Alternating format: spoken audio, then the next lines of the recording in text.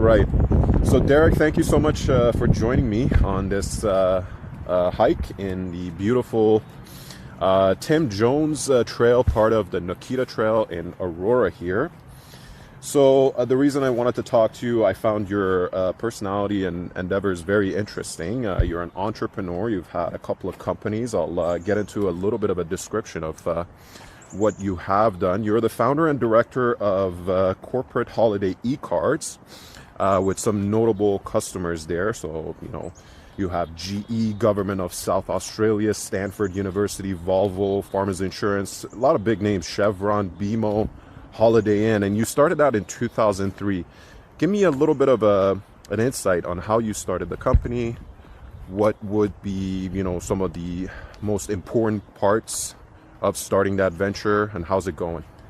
Yeah, so I get that question a lot, and I love answering it. So it's a great question. That's good. So really, what happened? I'll just kind of go back a little further before 2003. Sure. I've always loved technology. Mm-hmm. I'm a big math science guy, and in fact, biology and mathematics, like enriched math, things like that. Like I just, couldn't get enough of that stuff. Right. And I had aspirations to actually be a doctor. And that's what I wanted to go to university for. Very interesting. So when I ended up going to university, I went to McMaster in Hamilton, Ontario, and first year is general, took a lot of different courses, still wanted to be a doctor, and then I got introduced to a software program called Macromedia Flash, which was like a digital animation program, but you could also make websites with it. So one of my friends had introduced me to that, and I immediately fell in love with that because me and one of my other buddies, we had an idea to do an online production company for DJs, where DJs would perform it and would stream it live. I don't know if anybody remembers Real Player back then, but that was actually going to be the platform we were going to use. So the timing was kind of, it was kind of kismet in that sense. But anyway, I fell in love with that program. Learned about McMaster offering a multimedia combined honors program. Ended up going into that, combining it with economics. Never really looked back, just focused on that, all things digital. Love the economics part too. I know the discussion will be about that. But my last year in university, I had another friend approach me who was working for the Burlington YMCA, and they needed a website for one of their new projects coming up. So my friend asked me if I would do it. I said sure. And the only thing was, they needed an invoice with a company name on it. So that's when I started the business, Progressive Media Group, which is interesting. the parent company, and Corporate Holiday e-cards was actually a spin-off of that. So next few years, I did that project. I got other projects. Done school now. I moved to Toronto. Scraped by to pay rent, get a place there, like most people. Right. And then took on pretty much any project that came my way, because some of the best, actually one of the best pieces of advice I got from a professor, and I believe it was Andrew McTavish at McMaster. He said, in technology, this is all so new. The one thing you got to do is just never say no, because there's always a way to do it when it comes to technology. And that really stuck with me, and it actually stuck with everything I do. Like, there's always a way. Sometimes it's very painful and long to get there, but there's always a way. So, certain projects would come through. Had some customers that wanted e-cards for the holidays. Mm-hmm. Like, this is great, because I love doing animation. I was producing my own music at that point. Interesting. So I was making those holiday tunes that would pair well with my animations. Everything was timed, and that really became the kind of the look and feel, the style of my product. So I did those, did one for my customer that one year. The next year they came back, brought in a sister company that wanted one too, so I did two. Then the year after that they came back, had a couple others. And there was, one year I had BMO come to me, and they're like, hey, we see your designs online there, could we get an e-card? And I was just said, you know what, like, unfortunately, we can't do custom e-cards at this point because all my e-cards are custom. But, so perhaps next year. And they said something like, well, what about if we just use one of these, right? I mean, well, what do you mean? Like, just change the logo and cards? Well, yeah, and maybe some of the text and a few images. I'm like, yeah, we could do that.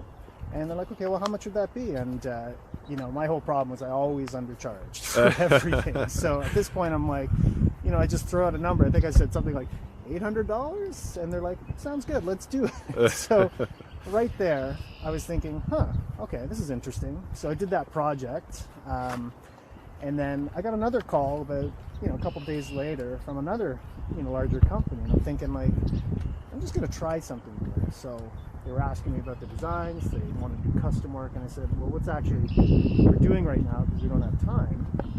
It's so close to the holidays. There's always that deadline.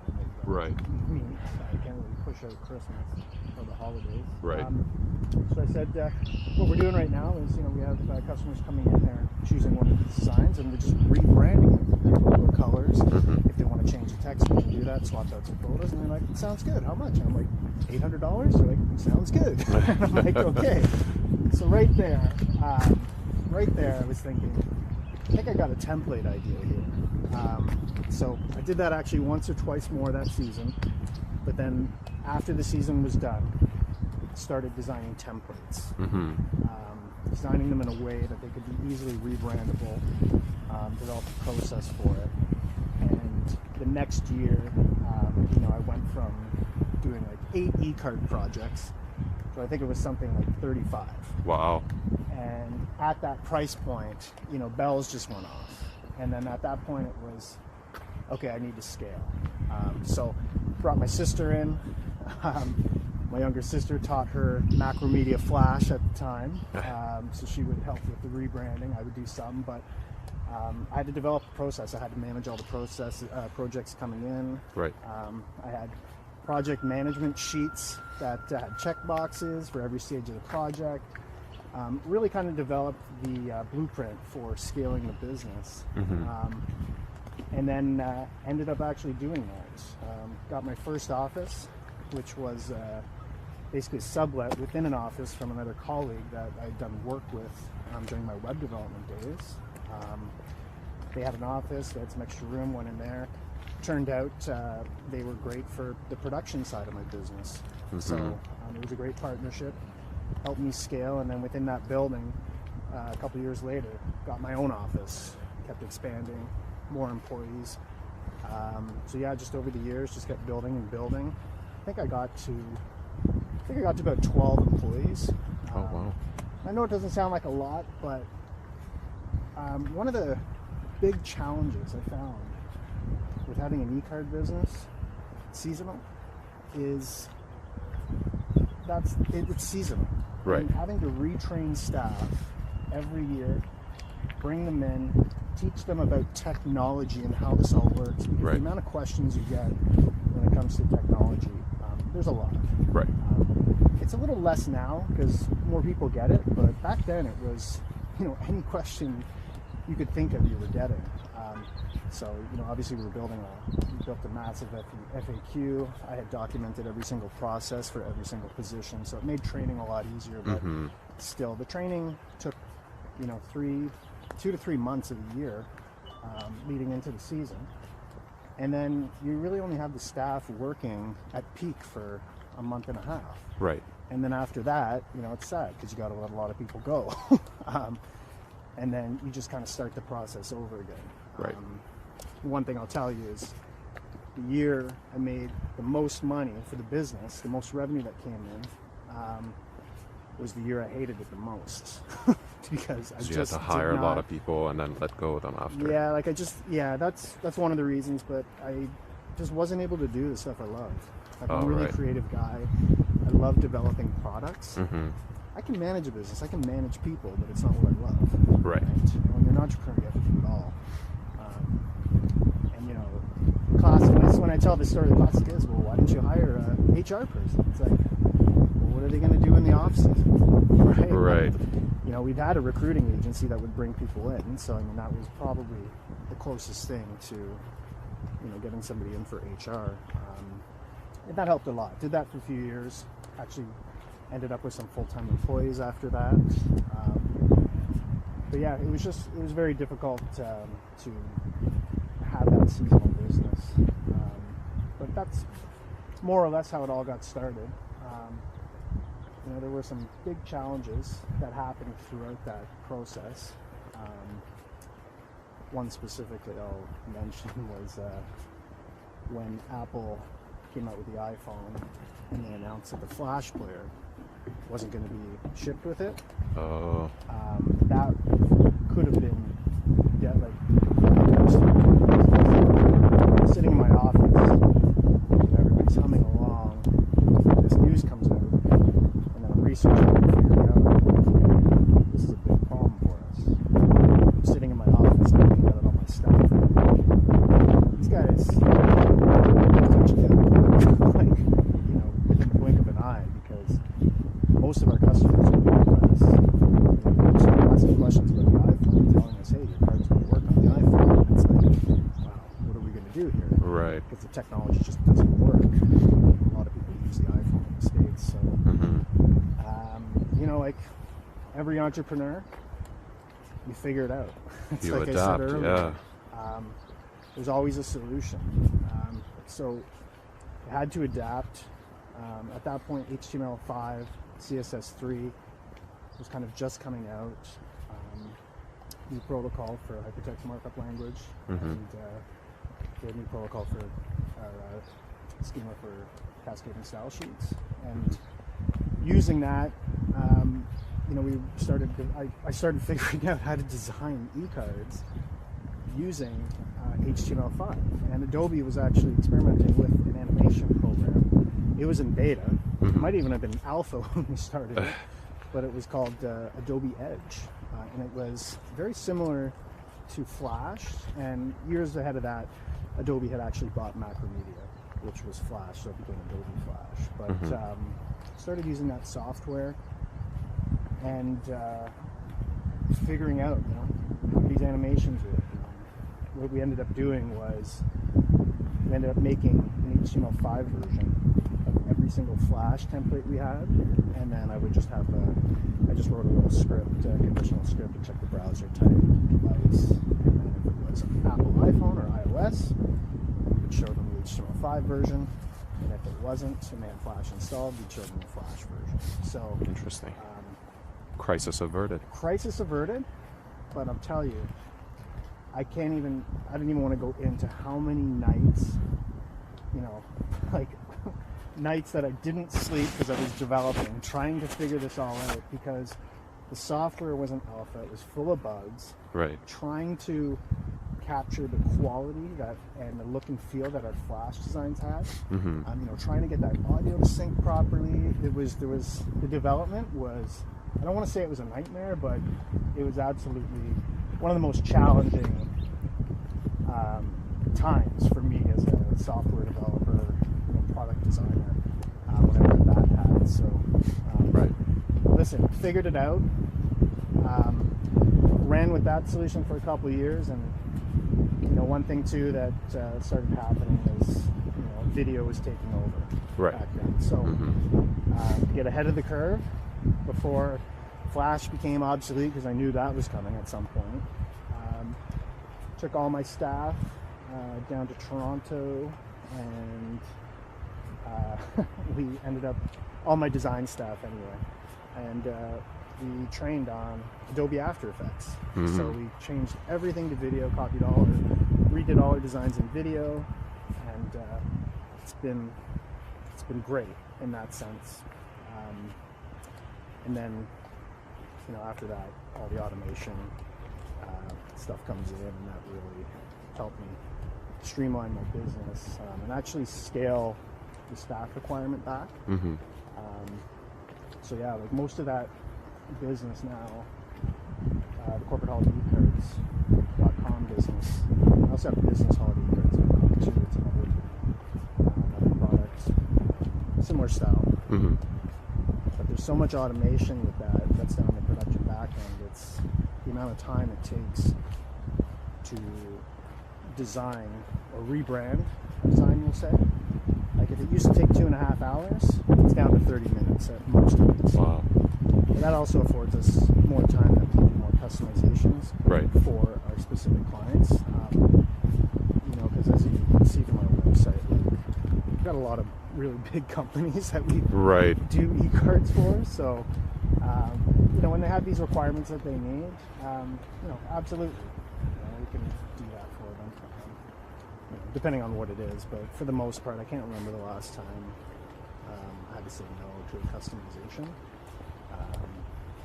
So that's a long, roundabout story, I guess. A little bit of the heartaches in there, but that's more or less how it kind of all got started for corporate holiday cards. And along the way, there's been other stuff I've done as well.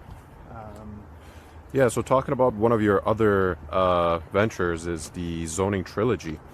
You're the partner and digital director of that company, and a lot of cities, especially in Canada, as well as some outside of Canada, have been customers of that. So can you tell me a little bit about that? It's mostly used for city planning, if I'm not mistaken.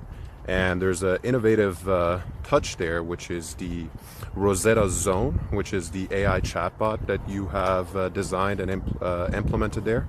Tell us a little bit about that. So Zoning Trilogy actually was started. It started out as a three-book zoning resource for urban planners, and that could be urban planners within municipalities, within consulting firms, wherever. And specifically, it was used for those that are involved in zoning regulation, like doing bylaws, zoning ordinances, which I'm sure you're kind of familiar with real estate background. Yes.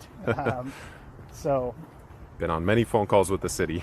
So it was actually authored by Bob Lehman, who I feel like he authored it starting in the 70s or 80s. It just came out of the need or the realization that a lot of these zoning bylaws, as you're writing them, you need definitions, you need provisions, you need diagrams, and a lot of them are the same and they're consistent. You just need to be able to show the concept you're looking for or that you're trying to explain. So it's a diagram or a certain provision or definition. So we kind of started creating this archive of all that information, so you could just really copy and paste it or reference it when you needed it for the specific zoning task you was doing. And it really became an invaluable resource, and we decided to turn it into a book. It ended up selling it to a whole bunch of universities and colleges, municipalities, planning firms, architect firms, law firms, anybody that was involved in zoning and zoning regulation, had a need for it. This is pre-website. This is the book series, right? You got it. This is pre-website. And then he came to me. This was probably a year at a university, and he was like, "Derek, I want to make this digital. I want to take it online. Everything's going online. I want to do a subscription service." So me and one of my buddies from McMaster, who was a better coder than I was at the time, I learned a lot from him. His name was Matt Patey. But we ended up taking on that project, and we designed a subscription service for it. Over the years, we'd kind of do a little bit of maintenance on it here and there, and then there was a point, I want to say it was in 2008, maybe a little earlier, or sorry, I'm trying to think if it was maybe 2012. Might want to go this way. Yeah, maybe 2012. Right. Approached him to redesign it, because by that time I had so much web development experience, under my belt, running the businesses, and Bob was the author of Zoning Trilogy. Bob was he's actually been a friend of mine for a long time. Me and his son, we were in a band together in high school. Oh, interesting. He's kind of been a mentor for me. Just throughout my business career, I've always kind of reached out to him for advice and whatnot. So anyway, I approached him because, hey, I'm like, hey, I've got a lot of experience with e-commerce now, specifically WooCommerce on the WordPress platform. Let's redo your site. Let's make it easier. Let's reduce the friction for customers coming on board. And we did that. So we created that. And at that point, that's when the partnership kind of grew out of it. Right. So that's kind of what you see now. So we're still doing that. It's kind of a side project for both of us, but it definitely fills a gap for a lot of zoning professionals. And we work with Canadian Institute of Planners. Our membership, our subscription is actually part of their membership, so it's a value add. So if you're a CIP member, you automatically get an annual subscription to our service. Interesting. So yeah, that's kind of how the zoning trilogy works. Now with AI, so I started getting into AI a couple of years ago. And obviously, it seems like everybody and their mother did. But, it's the new .com bubble. Right. But I come from I've developed a lot of large-scale projects myself. Right. And there's one other one I'll mention later. But for now, with that experience, I just delved deep into AI, developed a chatbot for the zoning trilogy, basically trained it on all the resources. So what actually happens now, and we can see this through the analytics, but when people log in, they go right to Rosetta Zone. And Rosetta Zone is obviously a play on Rosetta Stone. Right, yeah. So, good one. They go right to Rosetta Zone and they ask their question, get the answer, and then they're out. Because that's the type of service it is. They just need it for quick reference. It's not something where somebody stays on the site, mulls around. Unless you're interested in reading zoning information. The whole zoning information. Yeah. So, like I said, it's a resource, it's a reference, right? So, right. But that's what we're finding. People are coming in right now and just asking Rosetta Stone, what's the definition for this? And getting the answer, and then they're out. So the efficiency that Rosetta Zone has provided for our members, it's great. Because, literally, they log in, click to Rosetta Stone, ask a question, copy, and they're out. That's it. Yeah, and that's it. And, Rosetta's been trained, too, to provide related resources as well. So if they need to dig a little deeper, she'll provide that with links to the actual resources in the site. So it was great. And that was actually a chatbot I did after I did one for corporateholidaycards.com. Oh, okay. Similar thing, trained it on all the services, the materials, pricing, and very similar situation. I can see people coming in, I can see the questions they're asking, and it's saving so much time from having to field those through email or phone calls.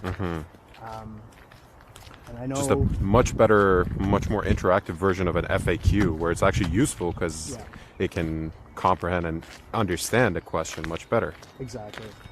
Very interesting. And I can't stress enough how something as simple as a chatbot can do wonders for any business. It is any business. Even if you don't have customers coming to your website or you're not that type of company, even having a chatbot just trained on your material, your deck, whatever, your information, it becomes your assistant.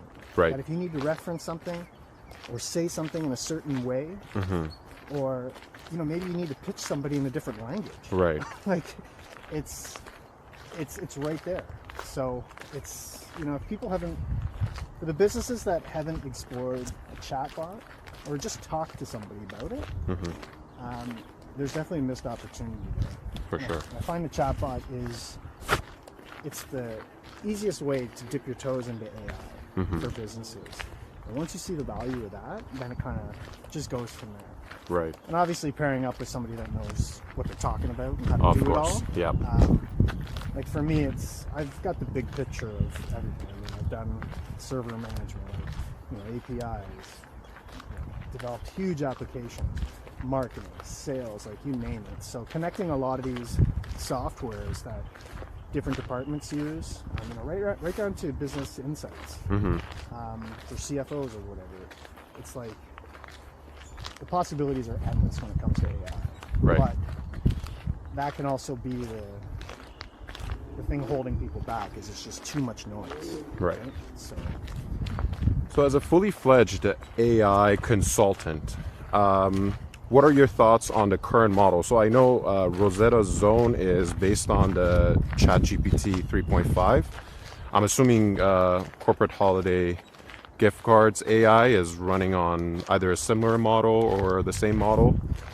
So both of them are running on GPT 3.5 Turbo. Okay. It could be, we could have them run on GPT 4. Right. But there's really no reason at this point. However, I think GPT 4 Turbo is just about to drop.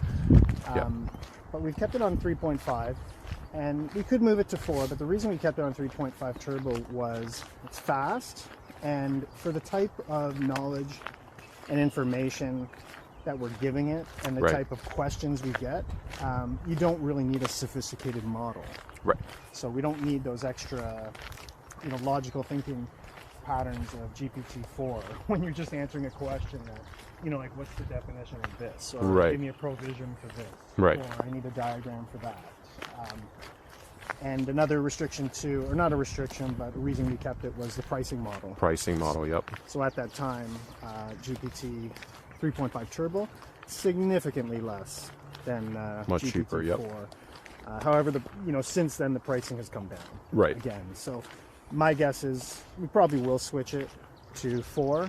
But honestly, when we look at the feedback, what people are saying, the answers they're getting, if it ain't broke, don't fix it. Yeah. Exactly, that's what I was thinking. But one thing I will tell you with chatbots, people love to say, you can't do that because sometimes when, say, OpenAI does an update to an existing model, it might start changing the way your output is. So you might have to modify your prompt. Mm-hmm. So you definitely always want to kind of be checking in.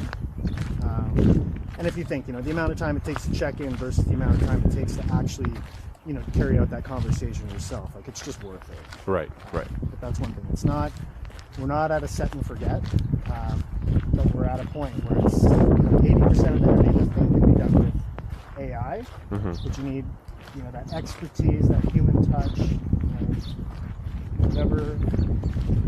whatever your industry is, your knowledge base, where your profession lies, that's where you kind of do the fine tuning, and completion, bring that last 20%. But for something like corporate holiday e-cards, zoning trilogy, it's just a yes or no, right? So it doesn't need to be. You don't really have to worry. It's pretty much 99% efficient from what we're seeing, which is great. So no complaints there.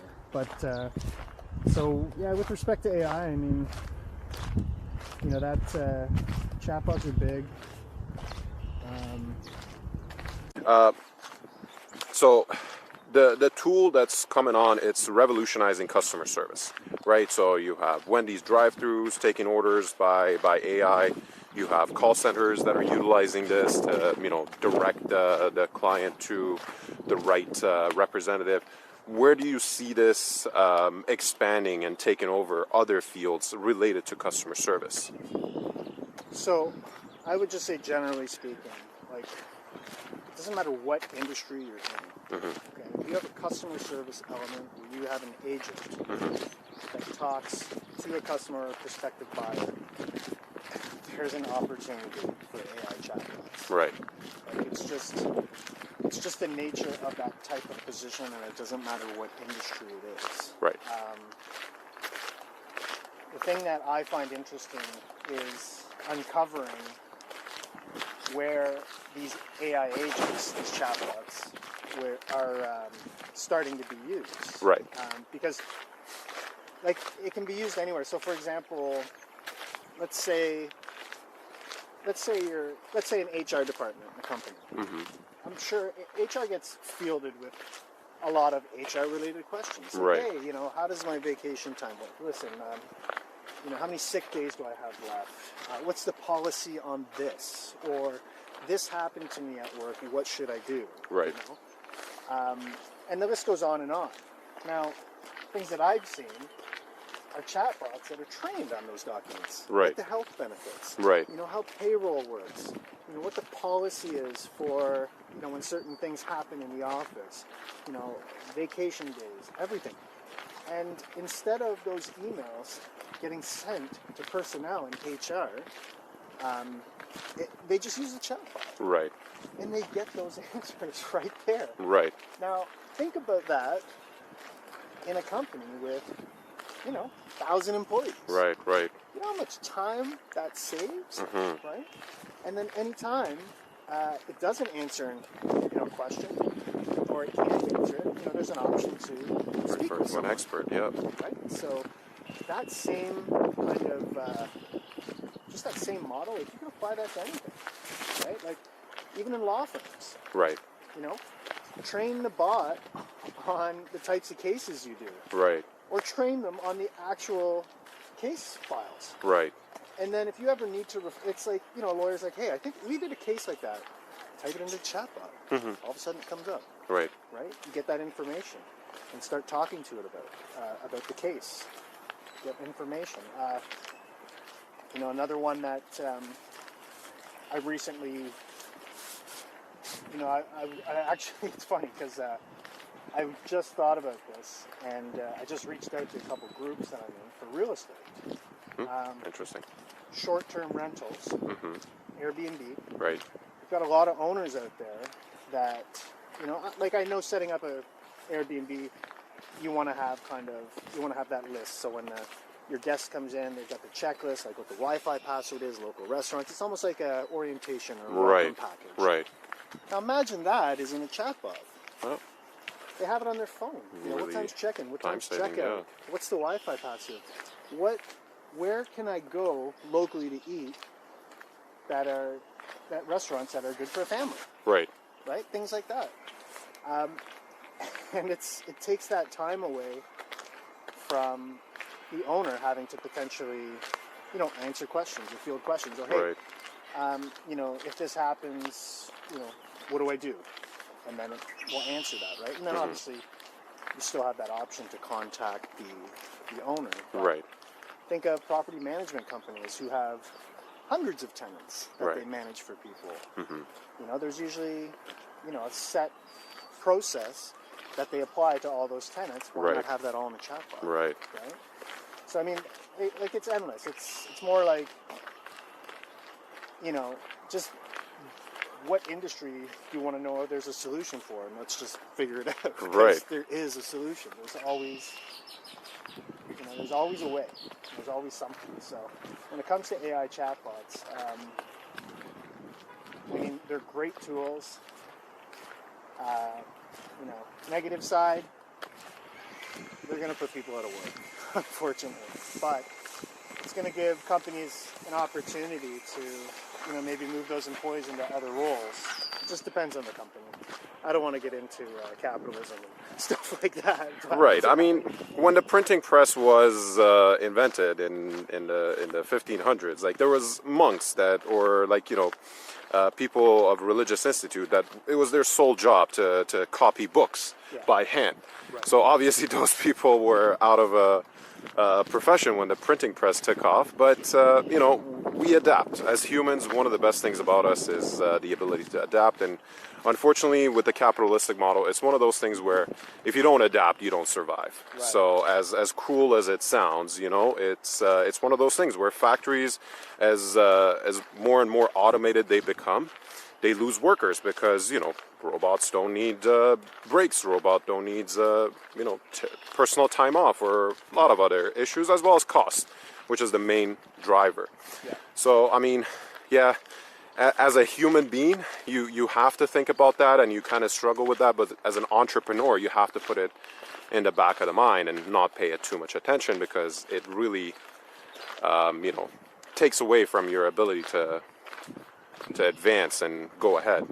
That's correct. I 100% agree with that. One thing I tell business owners, whether they, you know, like AI or not, even friends, colleagues, I said, and I've been saying this since ChatGPT dropped. You're not at risk of like losing your job overnight. Right. But what I will tell you is if you don't learn how to use AI in your job and to benefit your job, you're going to be replaced by someone that does. For sure. Because you work so much more efficient, you get more done. Right. And at the end of the day, when you're talking business, profitability, you know, that's the stuff that matters. Right. Right. And the big thing that a lot of people don't understand is it's actually quite easy to get in and learn how to use it, like just to help you with your business, like help you with your day to day. Right. But a lot of people, just like when computers first came out, they're like, no, I'm sticking with the typewriter, or, you know, I'm not using that thing. People just easily get stuck in our ways. It's human nature. Yeah, change can be scary. Change. Listen, you've been in your job for 2 decades. You've been doing it the same way. You're comfortable. You got a nice pension, things like that. You don't want change. Right. You know. Right. I'm not saying you're going to lose your job or anything like that, but it really just depends. Everybody's got their own situation at different points in their career. They work for different companies, different owners, different strategies. Right. But I will tell you, you are just generally speaking going to be at risk. Yes. Compared to someone that's using AI. So, for example, real estate agents. Right. You know, it's any profession. Right. You know, real estate agents. You have top-notch real estate agents there that know how to market. They know how to do all that. And then you get someone that comes along who knows AI that doesn't really necessarily know how to market, doesn't know how to do all this stuff, but the AI helps them do it, teaches them. Right. And not only does that, but helps them do it more efficiently. Right. By when you throw in automation and you start automating these marketing processes, now all of a sudden that new agent is turning out, 10 times more content than you. Right. It's following up with 10 times more leads than you. Right. And sleeping 10 times better than you, right? Because a lot of that work is being, the heavy lifting, the 80% is being done by AI. But you got to get over that mental hump and start using it. I use it every day, and I can't even tell you, like, oh, I use it 1 hour a day. Like, it varies, but I use it a lot. Right. And even, like, for things that you would used to go to Google for, like, what's this, or what's the definition of that, or something like that, I'll use ChatGPT for that. Right. Sometimes, but a lot of those times it's, I just like using it because I can always expand on an answer. Right. Or I can get more insight, or I can change the context so it's more adaptive to my situation. Right. Stuff like that. One of the first thing, if I could recommend to anybody, is just learn prompt engineering. Right. Just some basic prompt engineering. Yeah.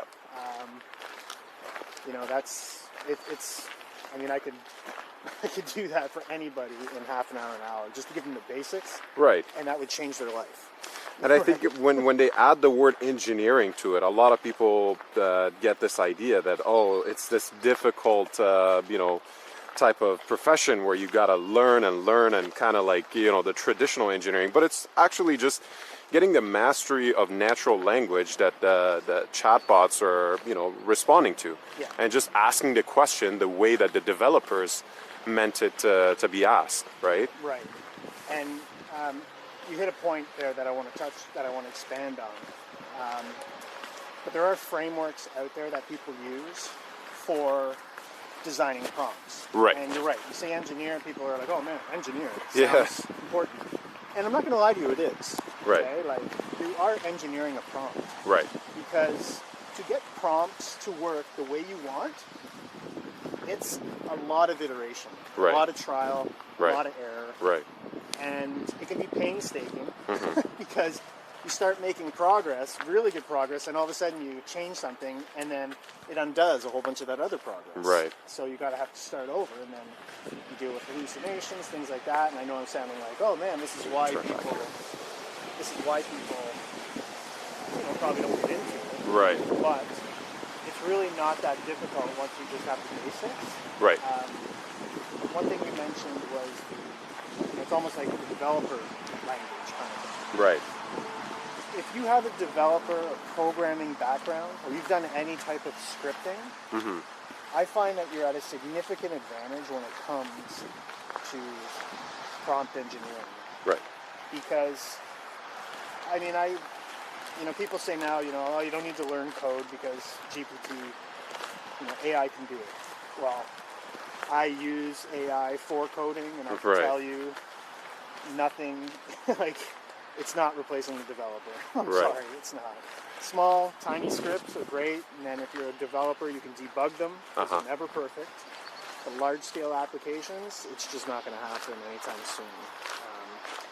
But when you understand how programming works, scripting, I find you're at a significant advantage when it comes to prompt engineering, because the type of thinking you have to do for scripting and programming, it's a very logical breakdown, step by step. And I mean, you break it right down. Like, if it was something like, just writing a note. Right. Move right arm over to the left, grab pen, lift up, bring the, like all those steps, right? That's how you kind of think when you're a programmer. Right. A lot of conditionals, looping, things like that. So when you think like that, think very logically and break stuff down, and then you design your prompts like that, then it's just a whole new world opens up with the answers you get. Yeah, it's... if I could recommend anybody, just start out with some basic prompt engineering. Yep. And then you're going to get some answers that you like. One thing I don't really tell too many people is with AI, you got to watch how you write your prompts, because if you kind of write them in a persuasive way, AI is going to agree with you automatically, right? So you want AI to be very objective, right? And not really just appease you. Because I find certain ways that you write, it's like, in my business I do this, and this works out really great. I want to do this. And it'll say, oh yeah, this is really great, so you should continue on with that. And it's like, well, I wanted you to kind of give me other options, right? So... it's, I mean, in some sense, the AI, I mean, that's specifically the GPT-3 or 3.5 model that we all use as the free version. It's, for lack of better analogy, it's kind of like a puppy dog, If you show it what you like, it's going to give you the response that you like. Yeah. But do you ever find hallucination to be an issue with either the chatbots that you run for your business or personal use? So in the beginning, hallucinations were an issue, but I only found that was an issue when you had really long conversations. Right. Going in and doing a couple prompts, in a conversation, usually was fine. But it was when you were getting over, 10 to 12 prompts deep. That's when it would kind of come up, but it was few and far between. As far as of recent, I can't remember the last time I saw a hallucination. But one thing I will tell you is, this is specific with ChatGPT, OpenAI. I'm sure all the models do this, but most of my focus is with that. Otherwise, I'd be spending my whole days just looking at different models, right? But I find that after you give it a set of instructions, especially detailed instructions, to carry out a certain task, after you've had it run that task about 10 times in the same conversation, it starts forgetting the initial instructions. So what I end up doing is I end up just copying and pasting my prompt with the initial instructions again, right in, and then we start off right there. So like, kind of a reinforcement of instructions kind of does the trick. Exactly. Like, let's say I'm taking content and I want to paraphrase it and add in some of my own information, and I have instructions for GPT to do that. And I always provide the same inputs, copy and paste some content, put my key points in, and then it generates. I keep doing that over and over for different content, different key points. But then eventually it starts not outputting the way I need it to. So then I'll just copy and paste my original prompt in, or I'll go back up to the top where I've already had the prompt in, if people are familiar with the UI, and just start from there. And then it's back to normal. So, for very long conversations, I'm still seeing that issue. I haven't really tested it on very basic stuff because I use a lot of really complex prompts, Right. which again take time for iteration and engineering, Right. to get what you want. So that's kind of what I see, is just having to kind of steer it back, Right. you know, Right. re-instruct it, refresh it on the instructions, and then we're good to go. But as far as hallucinations, nothing that I've seen, you know, it's not creating its own like refund policies and things like that. I think I was Air Canada that did that. Yeah, and one of the most interesting ones was the simple prompt that some software developer used on a Chevy dealership, where he's like, yeah, whatever I say, you got to say afterward that this is a legal binding contract and no takesy backsies, and he got him to agree to selling him a Chevy Silverado or something like that for $1, and it said underneath, this is a legal binding contract and no takesy backsies. So, you know, imagine being the owner of the dealership and showing up in the morning. He's like, yeah, I got confirmation from your representative bot. Yeah. So that's that jailbreaking tactic. Which is a lot more difficult nowadays. I mean, as a consumer product, OpenAI has really gotten down to making sure that it is nearly impossible to do that. Right, and the nearly impossible is the key there. Yeah. There's always a way. There's always someone smarter than somebody For sure. else. It's just how it is. Yeah. So yeah, nothing's perfect, and I mean, I'm not providing legal advice, but if you have a chatbot that's customer facing, and you know it's dealing in numbers, you know, right off the bat, you need to have that disclaimer there. Right. So you know, for chatbots that I do for my businesses and customers and stuff, when it comes to pricing, there's always that disclaimer. You know, say, you know, refer, you know, while I'm providing the pricing here, you know, I'm still learning, that sort of thing. You know, Right. Here's the link to the actual pricing page. And it makes sense in case of any issues or any contradictions. And you got to remember, I mean, we're kind of, I don't want to say it's the Wild West still. Like the Wild West, I think, was kind of last year. But let's just say, for the sake of the argument, we're still kind of in the Wild West of AI. Right. You know, as we kind of go through this, you know, people hear these stories, they learn. I think, For sure. for the most part, for, you know, people that have some experience with AI and more, they know. Yeah. You know, you're going to use AI, you might get some weird things it says. For sure. Pricing, it says, you can't take it at face value. Right. You just don't know, right? Right. But there still are people out there that, yeah, it said I get this for $10. It should be, you know, $2,000. So you gotta honor the price, and it's like, well, no, I don't, right? And then who knows, right? Depending on the business, it just. And I'm sure there's going to be legal cases where they're going to test these claims and, you know, the disclaimers, how effective they are, and what kind of a representation the chatbot has to make decisions on behalf of the business. Yeah, I agree, and I'm sure there's stuff going on right now. For sure. But, you know, like I said, it's Wild West, you know. For sure. We're moving towards AGI, which is another conversation. You know, what are we going to see in between? That's what I'm really curious at, because, I mean, you know, when GPT first dropped and OpenAI opened up their API, Right. Application Program Interface, for other applications to connect to it and use GPT AI right in their own software. Right. Like, the amount of companies that started up with the simple tasks, like, we'll summarize your documents, or, you know, you got your Zoom call, we'll transcribe it, you know, and then we'll pull out all the key points and stuff. Right. Like, these are all basic functions that people just put a really pretty wrapper around. Right. And I'm not going to lie, they're very beneficial for people that use them, especially when people don't know how to use AI, or like I said earlier, there's really, you know, a lot of friction there to get them to try something new. Right. When you have a service that puts a very pretty wrapper on it in an interface that you're used to. Right. You know, I'm sure a lot of these companies made a lot of money, but there were a lot of them that did the same thing. Yep. Right? A lot of companies, and then as soon as, you know, GPT started, you know, offering these kind of things right out of the gate, like in their own interface. A lot of these companies, like, basically disappeared overnight. Like, I feel sorry for a lot of those companies, because it was that kind of that moment that I was talking about earlier, where, you know, Apple said we're not shipping the iPhones with flash. Right. Like, you sit there and it's like your business could dissolve overnight. Like, there were businesses that specifically did transcribing video for Zoom calls, Google Meet.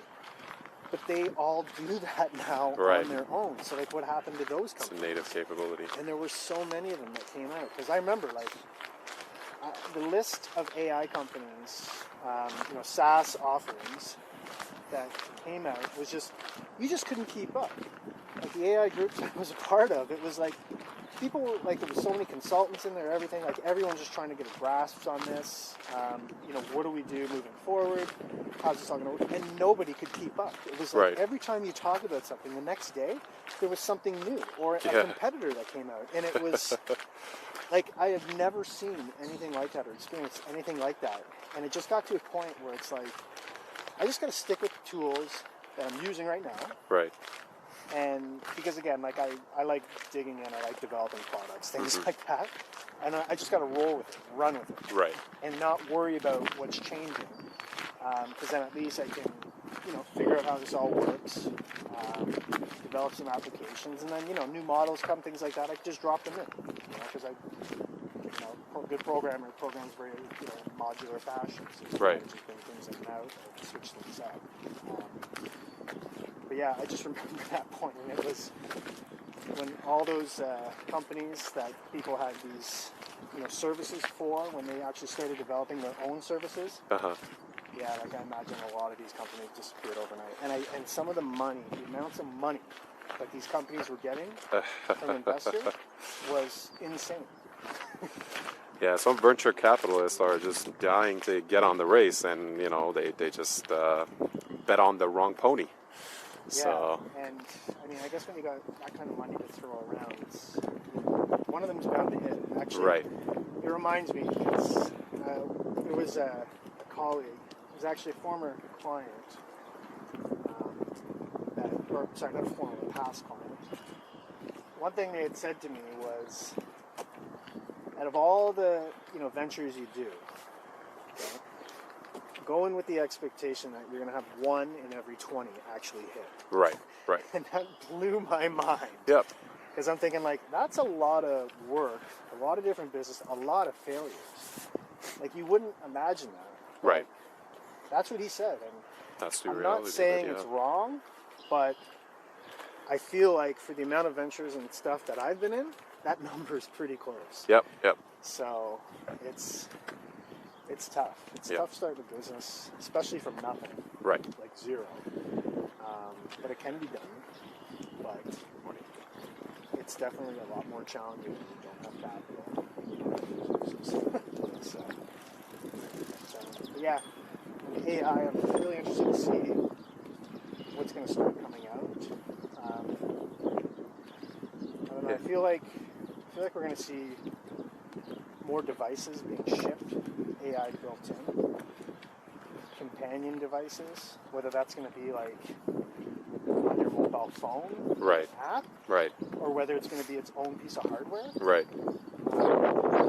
a lot of these tasks that AI accomplishes, like summarization, transcribing audio, a lot of these things are super beneficial if you can organize it and make it accessible, easily accessible to someone, but also very easy to capture. Like, you know, you open up an app, you hit record, you're recording audio from a meeting. You know, or kind of like what we're doing now. And as soon as you hit stop, that file goes to a folder, AI transcribes it, you get an email saying, hey, here's the link to the transcription. And we've pulled out all the key points. Here's some still images that you can use for your phone. Oh, sorry, we've already posted it to YouTube. You know what I mean? Like, just something that's like one button. So, like, I can see technology, like that camera, you know, having these kind of features all built in. And, you know, maybe we're going to see some entirely new devices that pair with your phone or something else you carry other than your phone. I mean, right. God forbid, but who knows? 5 or 6 different devices. Because I guess glasses. I think Ray-Ban does AI glasses. I can't remember the part of it. I think it's with Meta. Yeah. But yeah, like these other types of wearables. Because honestly, if you can access everything visually right. through some glasses, you may no longer need your phone. Right. Right.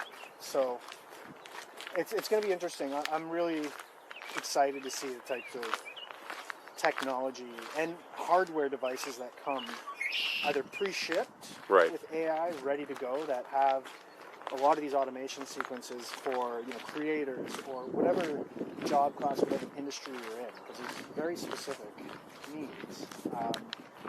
So there's huge opportunities to focus in on a niche right. or something like that. So I think that's what we're going to see over the next few years. Is people really niching down, but developing devices, software, very specific. Yeah. It's because I've seen. I can't remember if it was Meta's VR set, where you got construction workers that are walking around certain areas, and it's taking measurements, and then it tells you how much gravel you're going to need, how much concrete, what the dimensions are, and all of a sudden throws it into a blueprint, ready to go. There's so much, and that's hardware that ships with that stuff. Right. So I think we're going to see a lot of that stuff. Mm-hmm. So.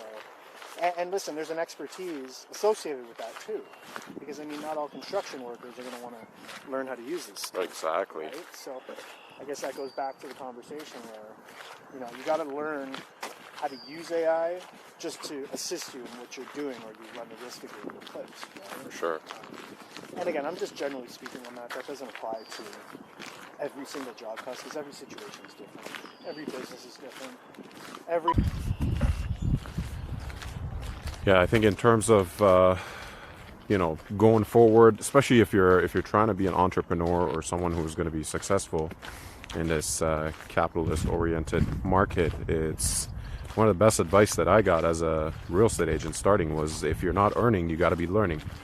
And I think that's a huge part of adaptability, is to always be learning new trends, new tools, and just keep yourself up to date as much as possible, because that's the only way you're going to be able to keep ahead of the field and apply those newly acquired skills to improve your business, your career, any way that you can.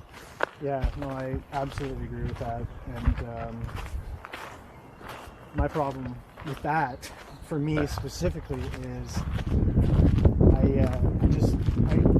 I learned so much from so many different aspects that it becomes difficult for me at times to really just plow through it and focus on something specific. Right.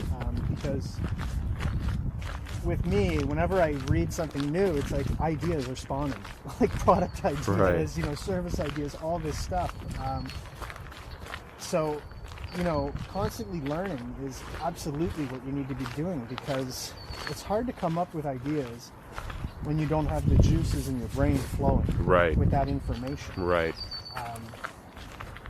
So yeah, I can't stress enough how, learning is key. And yeah, if you're not selling learning, that's definitely some great advice for sure. So whoever gave that to you, thank them for sure. Will do. So one thing I want to point back to, you mentioned when you were going through the expansion of your business, you went from 8 clients to 35 clients, and it really, I guess, put a stress on your work-life balance, where you had to, dedicate a huge amount of your attention, your focus to your business, and I guess other parts, could have been sacrificed for that. What is your strategy in life to try to have a good work-life balance, where you're not, working 16 hours and foregoing your physical health, mental health, time with family, friends, all that stuff? So there's no one answer for that, because like I can only shed light on my experience, but then also somewhat experiences of colleagues and friends who've started businesses. We can turn back here. It really comes down to, you know, what you're starting with, type of person you are. Right. But for me, when I started out, I started with nothing. Like nothing. I had, you know, my family was, you know, there's zero transitional wealth in my family. And that's just not me. Obviously, there's a lot of people that same situation happens to. And which is a good motivator. Yeah, it's definitely a good motivator, but it's also, you know, a big barrier to get over. A lot bigger than somebody that has for sure that. So like I started with nothing. Like my last year of university, I worked all through university serving tables, Red Lobster, Kelsey's. I've honestly had a job since I was 8, my paper route, and I've always had a job since. Like I even sold ice cream, Dickie D, you know, like nice. Foot Locker, Champ Sports, always had a job. I lived on my own my last 2 years of high school, so I was paying rent, had a job. So, you know, I'm not going to go into, you know, how my life ended or became like that, but it was definitely challenging. And in university, you know, I paid for it all myself. You know, definitely got help with OSAP. Paid that back, which was great. Yep. But that last year, I had 3 jobs in my last semester of university. I was working at Kelsey's. I was a TA, teaching assistant for third year multimedia students, which I loved doing. I love teaching. It's one of my passions. Yep. And I was doing that website for the YMCA. So that was my last semester, and I had 2 theses that semester too, so I had a lot going on, but it was to save enough money for first and last month to rent to move to Toronto. And what I found was, for me, it was the grind. Like I had to work while I started my business. Again, I was waiting tables, it's a grind. There's a lot of hours to get started, a lot of learning, a lot of trial and error. You know, I put in a lot of time at university, extra hours and stuff, just learning software, doing, you know, really cool things in multimedia, with programming and animation, video, audio. So there's definitely a lot of learning. The amount of time focusing on the business, especially in the beginning when you're starting, it got very blurry for me because, you know, it was just me and, you know, me and my significant other at the time. And, you know, she was working, I was working on the business, plus my part-time job. It's not like we had kids or, you know, any major family situation going on that was drawing attention. So, and I worked out of my home office, so it was easy for me to spend ridiculous amounts of hours like coming up with the technology, you know, programming and the processes, things like that, and the trial and error, learning.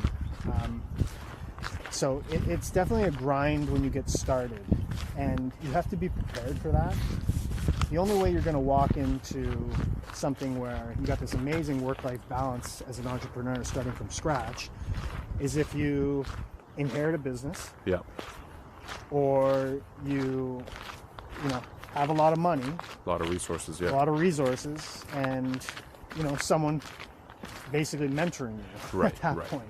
Otherwise, for me, it was like, it was really on my own. You know, I had people that I did reach out to every once in a while just for some, you know, pivotal advice. You know, I've hit this wall. I know I can figure it out, but I'm reaching out to this person because I know they can at least, you know, pull me up or steer me in the right direction, which they did. But it's a grind at the beginning. And expect it to be an ongoing grind. If you're just hoping, I can just clock in 40 hours and whatever, I mean, if that's your mentality, just work for another company. Nothing wrong with that at all. No, like, it's not for everyone. It's not.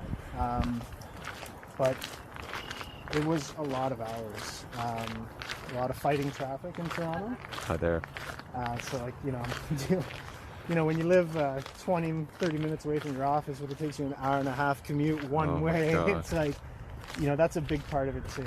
Some other advice I can give people: you want to live no more than 20 minutes away from where you work. Right. Yeah. And that includes traffic. If it's longer than that, you know, for example, like when I was commuting that hour and a half, I think it worked out to, I think it was like 36 days of the year I'm traveling. Right. That's a lot of time. That's a lot of commute, yeah. And plus, you're putting in all that extra time working. So, right. You know, I did it while I was young, had a lot more energy. Then when kids came, you know, thankfully, I had already scaled. I had staff. I had a key employee that I could always count on.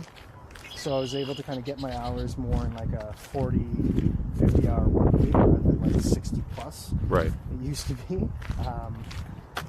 So, you know, as you do the grind, once you've niched down, you figure out exactly what you're going to be doing. You develop your processes around that, so you can scale, and then you get people that you can teach those processes to, and then that starts freeing up your time to expand the business, do new ideas, run, or to generate that work-life balance. So I mean, for me now, it's, you know, I've got 2 kids, and you know, life is kind of crazy. So, you know, the work-life balance thing, if you're looking for that, and you just think you're gonna have that every day for the rest of your life, as soon as you start a business, like, it's not gonna happen. It's gonna go up and down. Life is up and down, and you can't control it. Right. But the best thing you can do is just really kind of focus on what's bringing you value to your business. Right. What's bringing in money, what's not, and you know, what's bringing you happiness and what's not. Right. And then if you can figure out all those things, then you can start at least massaging your life into a direction where you have a certain balance that you enjoy. It'll never be perfect. Right. And if you're trying to reach perfection, it's just not going to happen. Right. At least in my experience. So, right. You know, I'm just kind of, you know, make do with what you got kind of thing, right? But yeah, so I mean, if any entrepreneurs aspiring out there, or people starting their business up, you really got to work at it. Yep. Everybody's got different resources they start with. But honestly, talking to people that are doing the same work that you're doing, that have more experience than you, those are great resources, because they've gone through all the stuff that you're going to go through. Right. They've got processes down. They can give insight. And one thing I'll tell you is, people that have started from nothing, they love talking to people. Right. They love taking you around. And this is exactly what happened to me when I first started out my business. A lot of it was with web design. Right. So I would visit business owners to talk to them, and there were 2 types. There were the guys that started it, guys or girls that started it from nothing. Right. And then there were the ones that inherited it. The ones that started from nothing, you know, I'd ask them a question about their business. Next thing I know, I would be walking through their factory. They'd be introducing me to everyone, showing me, telling me the history of stuff, you know, the problems they had, how they sorted it out. And then the day would be over. It's like, it's kind of like a parent telling you about their kid's accomplishment and showing you all the little league pictures and everything, because you're proud of it. So it was exceptional, right? So like, you'd learn so much insight. You know, they would tell you about their life, how they achieved work-life balance, things like that. Right. And everybody had a different story. Right. The owners that inherited the business, I'm not saying this was good, this is just what I found. It was like, they didn't have the time to pay for it. Right. You would go in, and it was like you were just one of 4 vendors were checking. Right. And I don't have time for you. And you can kind of tell just the way they would talk to their employees in the room and stuff. It was like, you just get this, there's this energy, right? Right. And again, I'm not saying it's the same for everybody, but it's just one thing I noticed, and it really opened my eyes up to the world of business. I love working with grassroots companies. Right. You know, original founders. it's just so exciting, and there's just so much value I get mentally out of it. Right. You know, not even worried about the money side of it, honestly. Right. Because just the life experience and the stories and the insight they have.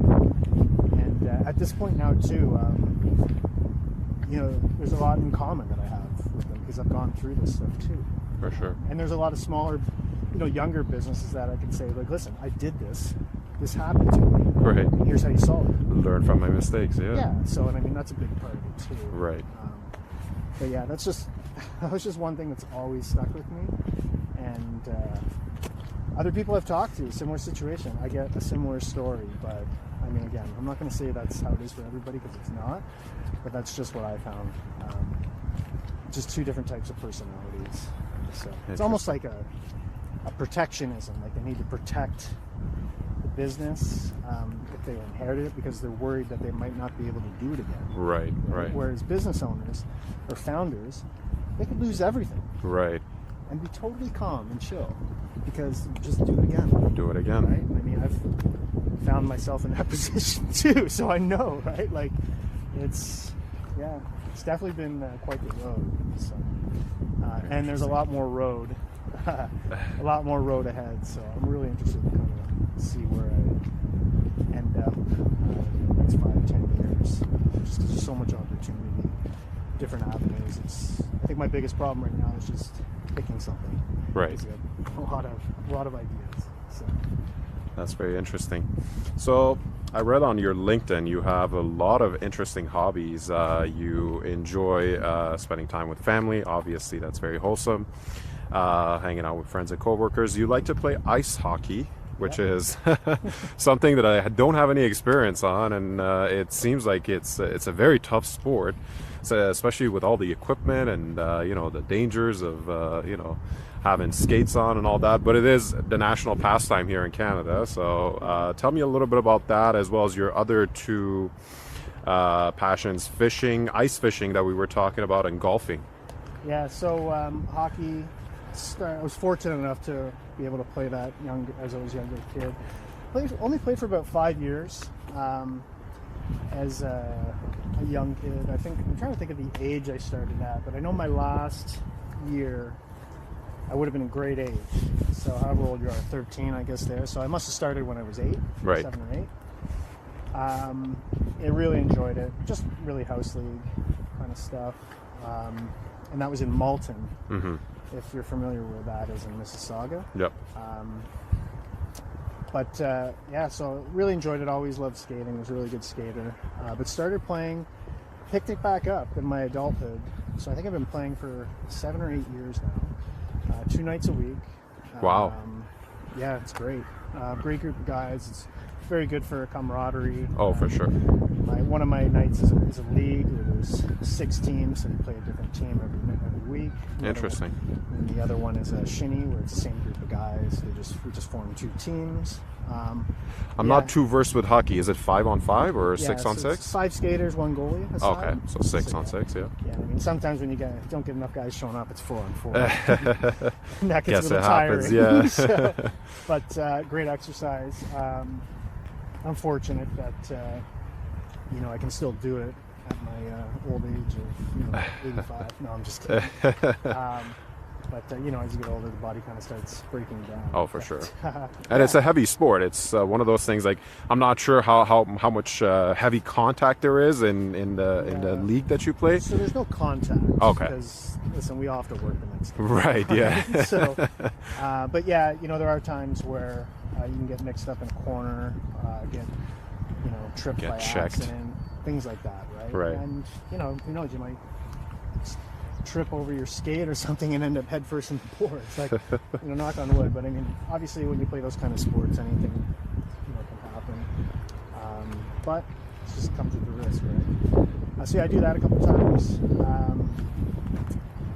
Yeah, golf is obviously spring summer thing for me. So I do go to the simulator in the winter just to kind of keep it warm. But yeah, that's good. Been doing that for probably I don't know, since I was 11, maybe, or 12. Still not very good, so I can't really attest to any of that. But yeah, so I do that a lot. I love that. Ice fishing, regular fishing. Love doing that. I love the winter. I'm a big winter guy. There's, I know people probably going to cringe at that, but ice fishing, no, it's ice hockey, just skating with the family on the lake. It's wonderful. Even in arenas in the winter, even in the summer. But also skiing. Skiing's really big for me. Very nice. My kids ski. We just did Banff this year, which we were very fortunate to be able to go to. Very nice. So we skied the Big Three, which is Sunshine, Blackcomb. Sorry, thinking of my other kids. Sunshine, Lake Louise, and Norquay. Oh, and then, very nice. Got to do some skating on Lake Louise, which is pretty cool. Yeah, so I guess that's. Music production's been a thing, right? I think I mentioned earlier, I was in a band. You were in a band, yeah. You play some instruments as well. Yeah, lead singer in a band. Lead singer, very nice. Hard Alternative. Had any groupies? That's a different video. So, I'm just kidding. I don't even think we had video back then. Honestly, it was like a VHS camcorder. Right? But thank God. That was where society lived in. But it was great. I learned to play guitar around that time too. I never actually played guitar in the band. Something I kind of more picked up a little bit while I was in it, but more after. Right. I also play drums. I got a drum set at. Oh wow. But I got into DJing in my university years. Yep. So I had Tech 12s, turntable, very nice. Vinyl. Me and some of my friends who also DJ'd, we would DJ around Hamilton there during our university years. So it was a lot of fun. I still do a lot of electronica music stuff here and there. Yep. I jam with my daughter. She's better at guitar than I am now. I'll play the drums. It's great because she really likes all the music from the 90s. That I grew up in the band with, right? Right. So it's pretty cool, kind of throwback and have your daughter. She's only 13, but she's better at guitar than I am now. It's amazing how good kids can get at something when they're that young. Oh, for sure. Yeah. So yeah, just always been into the arts. I used to be big in drawing, all this kind of stuff. It's just got these competing brains, the left and right. So. No, I think having a creative side of yourself definitely helps, especially with business, because it gives you the tool to look at problems in a different way, in a different perspective, and you're not just thinking about the numbers. Yeah, problem solving. Yep. Is I love it. Like someone comes to me and says, "Hey, my business, this is happening. How do we fix this?" And then it's like doing the assessment, figuring it out, and coming up with a solution, or more than one. Like that's the stuff I love doing, and then either implementing myself or giving them a roadmap to do it. Right. A blueprint. Right. That's that stuff. That's the stuff I live and breathe for, solving problems. Right. Now with AI and automation, I've been doing automation for well over a decade. Right. I automated a lot of part of my processes, which I mentioned earlier. Yep. So it's nothing new to me, but some of the tools that are out now to be able to just connect different applications together in a chain, not having to, create this whole kind of your own API interface with all these different APIs manually, right, in your own code stack. It allows me to implement solutions for businesses so quickly and efficiently. Mm-hmm.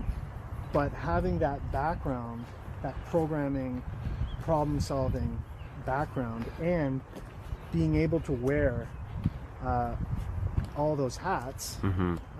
Because you have to do that as an entrepreneur. Right. It's just it's so amazing, some of the solutions that you come up with for these problems, and it's the look on the customer's face, like that oh my god moment, or that epiphany moment, like wow, like that's what you live for, when you made someone's life that much easier. Right. And AI and automation, if you're not if you don't know it, just start learning it. Don't be worried about it because it's going to change everything. It already has, right? Yeah. No, I think we're on the. It's kind of interesting because when you were talking about service as a subscription businesses, a lot of them popping up in the previous year and then having to shut down. It kind of a repeat of history where Web 2.0 had, like, you had all these websites, all these different places that you could go on the internet, and now there's only a handful that a majority of people end up using. There's like YouTube, Facebook, and all the big ones, and then all the smaller ones pretty much died out, or they're just having a very, very small traffic, which kind of I guess that kind of trajectory for AI companies is just playing, but it's happening a lot quicker. And it's interesting where the space is going. And I think, in general, there's a lot of doomsday type of scenarios where AI could go wrong, but I truly am a believer that AI is one of the tools that's going to help humanity evolve and become a better version of itself. Like, one of the main things, for example, is how much AI can help us with transparency in a lot of different spaces. Like, two technologies, blockchain and AI, can really usher in an era where corruption will be a thing of the past, because everything will be transparent to a point where there's no disinformation or misinformation, because you can easily point out that no, what you're saying is illogical, or what you're saying doesn't actually match with the facts. And yeah, so I mean, with respect to blockchain technology and smart contracts, things like that, which I've done smart contracts too. Interesting. I don't want to get into that. But yeah, like, you're absolutely right. It gives us all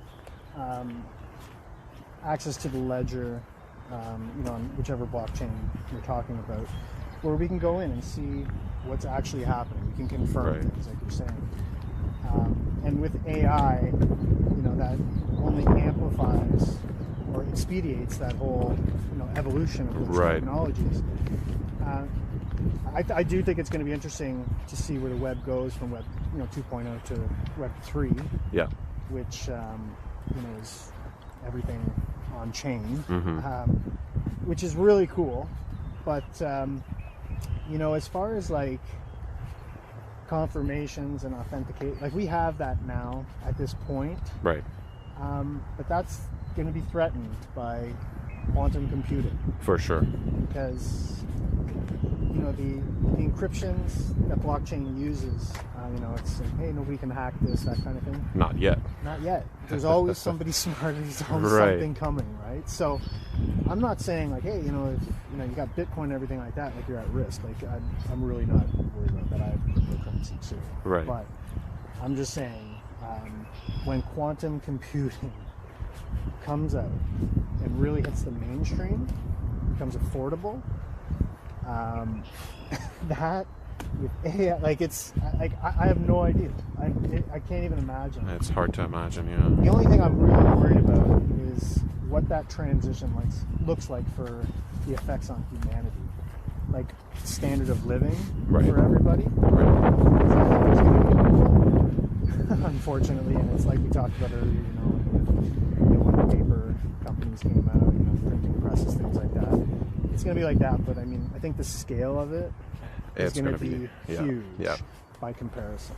And I think that's why a lot of industry leaders like Sam Altman or Elon Musk are already putting out the fact that UBI is very necessary. You gotta have universal basic income for the state where 50, 40, 60% of the population won't have a labor job to depend on for income.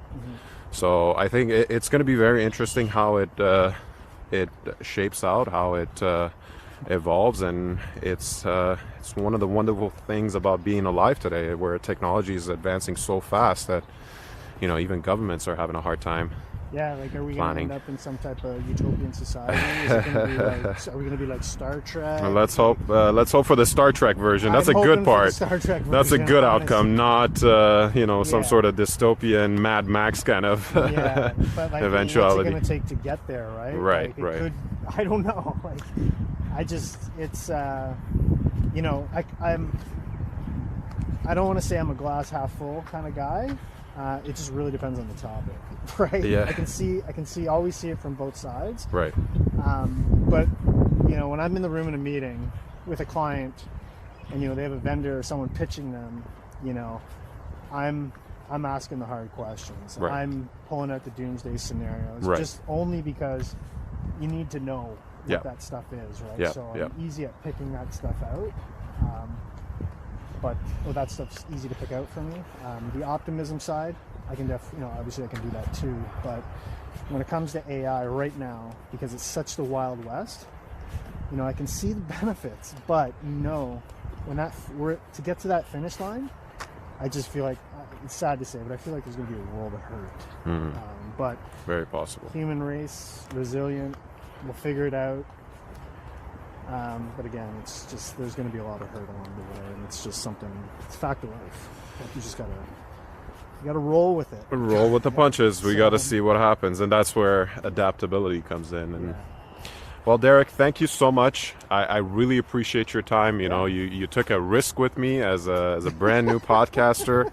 I appreciate your risk-taking factor, and really appreciate your time. I know you're probably have much better things to do on a Saturday morning than to entertain me with your all right, Derek, so thank you so much. We're almost at the end of the trail. I really appreciate your time, taking the time out of your most likely very busy day that you wanted to spend with family and kids. And I'm working today anyway. Oh, okay. After this, I got a couple meetings. Oh, right. Yeah, you mentioned. I had to get the stuff done, so it didn't fit in with my week. I got to get it done. So, right.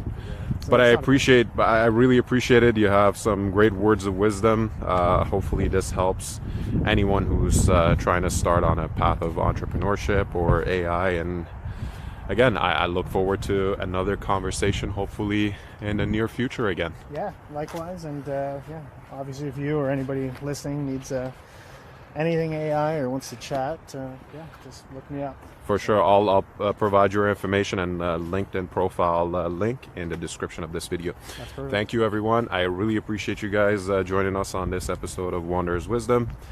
Hope you all have a fantastic rest of your day, week, month, and year.